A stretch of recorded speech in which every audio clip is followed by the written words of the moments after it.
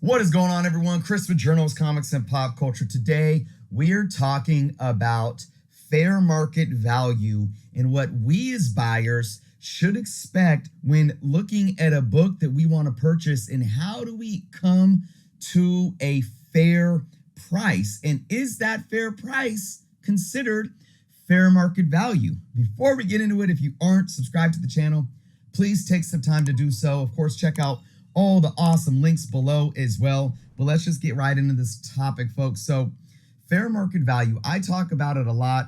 A lot of YouTubers that talk about comic books talk about it a lot.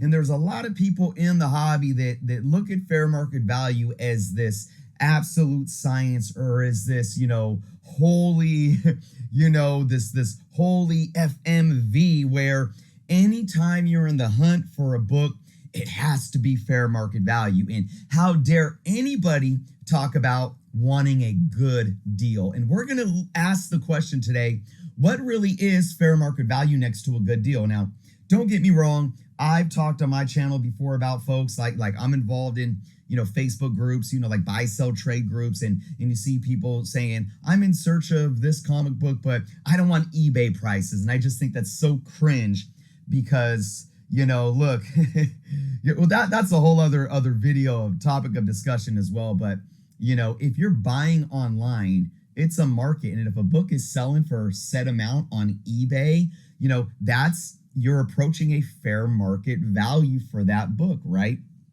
But where does a good deal come into play in a positive way? When is it okay to ask for a good deal? All right. So we're going to look at really like three main talking points today. Okay. And the first one we're going to dive into is fair market value is never one set number. All right. So the question is, should a seller always sell at fair market value? Well, how does a seller come across fair market value when it's not ever one set number? What it is, and I say this often, is a current rolling average that could change day to day or literally minute by minute. I give the example of West Coast Avengers 45 a lot over the last few months. So I'm going to go with it again. West Coast Avengers 45, first appearance of White Vision.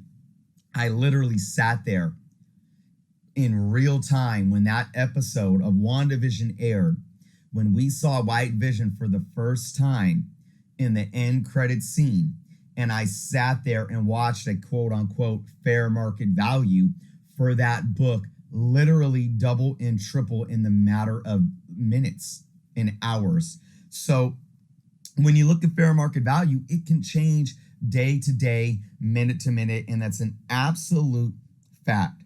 So when we're talking about fair market value for comic books, we also got to keep into consideration the fact that sometimes, especially with more scarce books or books that don't have a lot on the market, especially maybe in a high grade or a high graded CGC grade like 9.8s, these specific sales can be outliers. If you only have one sale that happened 6 months ago, and maybe there's some speculation or there's some rumors around a character or a book, and then you get another sale, the recent sale, and then you have only two sales to look at, and maybe those sales are extremely different. Maybe the sale 6 months ago was $500. Maybe the one that was just sold was $1,500. So do you just automatically go and say, well, the new fair market value is $1,500? That's not exactly how it works. So my second talking point is this. If a seller looks at one or two recent sales and matches their book and simply calls it fair market value, not only will it not guarantee that that book will sell for that set amount, but other sellers might enter the market with competitive offers. Let me give you an example. All right, we're just going to use a hypothetical. Say Eternity comes into the MCU, right? And Eternity's first, I believe the first appearance is in Strange Tales 137 off the top of my head. So, say that book in, 9.0 is going for, I don't know, $1,000, right?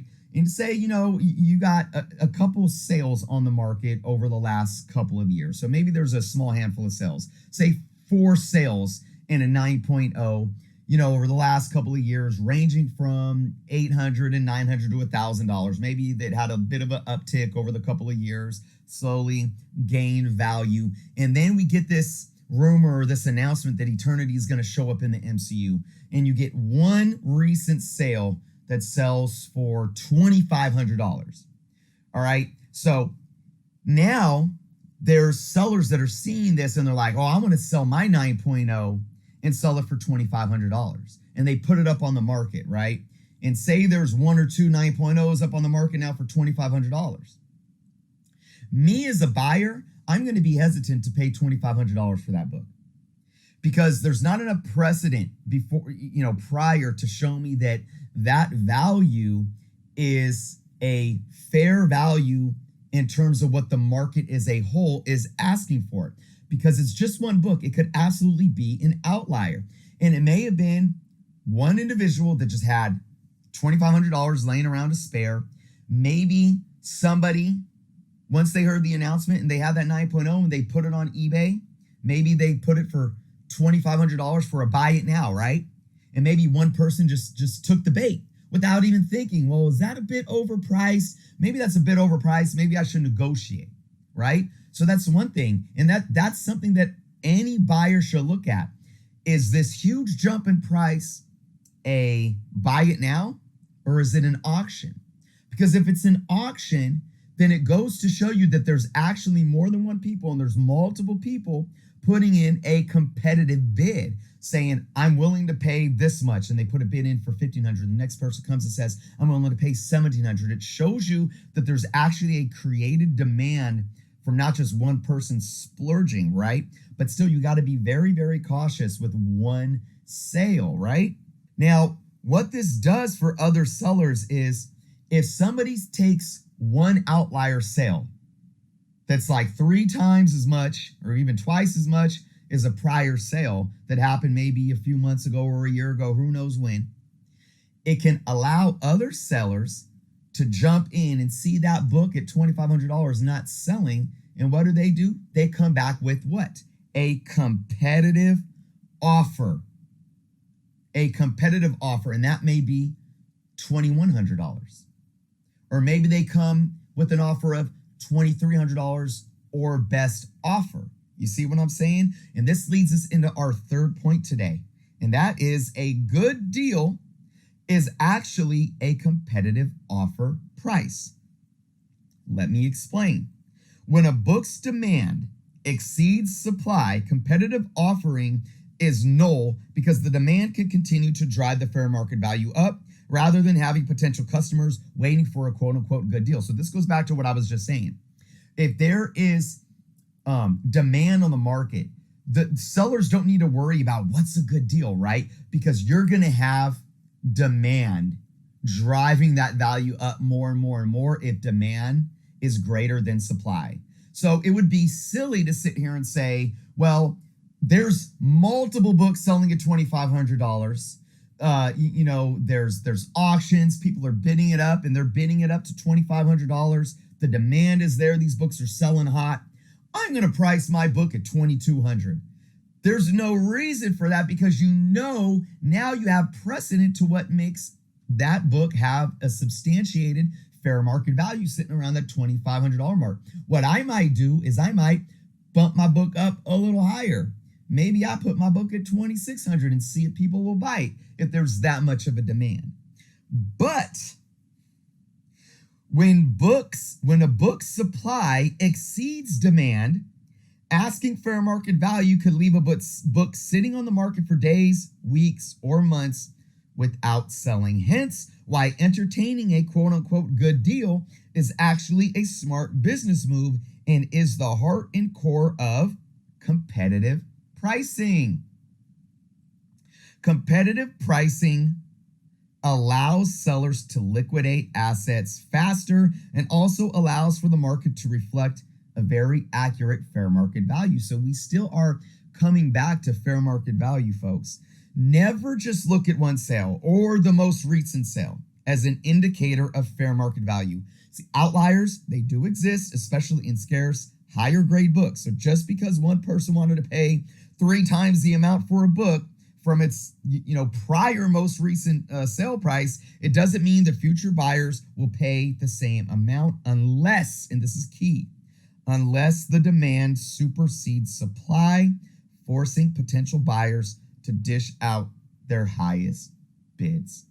And this is why bidding, if you're a buyer or even a seller trying to find a fair price, looking at auctions, especially if you're selling online, looking at auctions is a very solid way to understand fair market value, because you can see what the demand is doing to drive that value up real time from these bids, these live auction bids. Now, I know, there's going to be what we call shill bidding.